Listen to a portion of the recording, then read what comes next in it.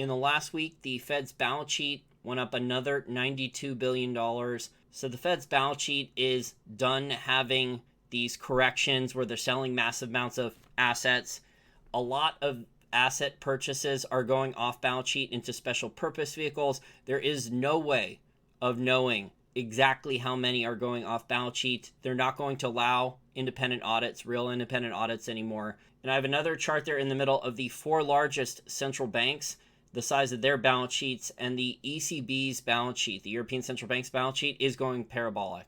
It's screaming much higher. So in terms of total asset size officially on balance sheet, the European Central Bank has the largest balance sheet.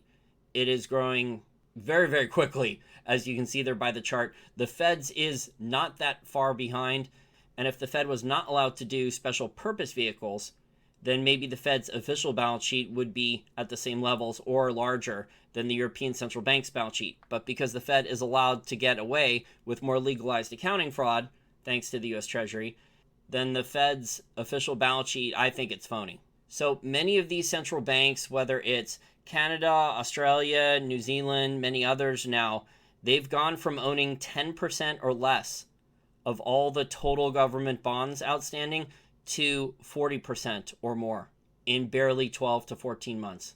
That is how much of a shift.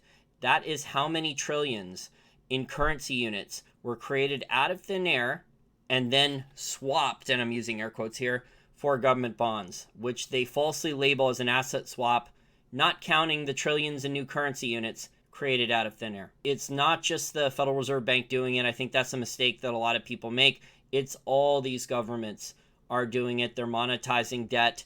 Very, very similar to the 1920s and 1930s beggar thy neighbor policy. We don't have the crazy trade wars yet. We do have some currency wars. We don't have the crazy trade wars and crazy amounts of wage and price controls yet that collapsed global economies even further back then prior to World War II.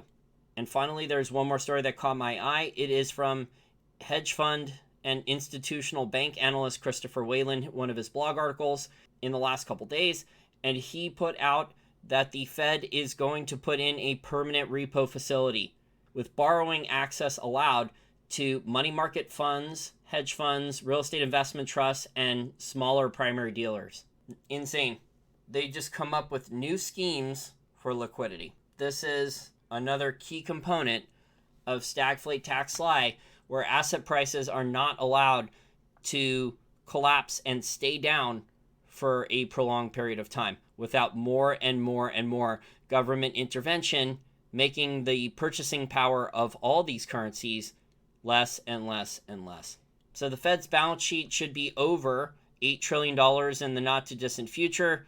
Again, I think this is good for the gold price in the long run. In the short term, anything can happen. There can be paper price smashes. I think the bottom for gold and silver has already been put in, especially if the Fed's balance sheet is going to continue to grow $92 billion a week.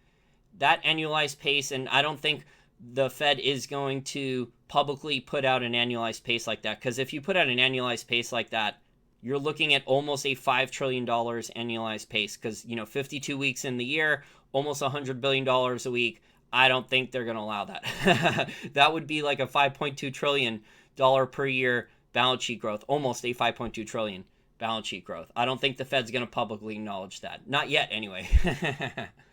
Finally, if you like content like this, short little videos like this, and want more in-depth research, content analysis, and financial education on global macro, companies, and sectors, please chip in $5 a month to my Patreon. There is over 150 articles, charts, and audio podcasts behind the paywall, including 6 new articles in the last 3 or so weeks. There is a lot of great information and analysis behind the paywall, a lot more in-depth than the short little videos.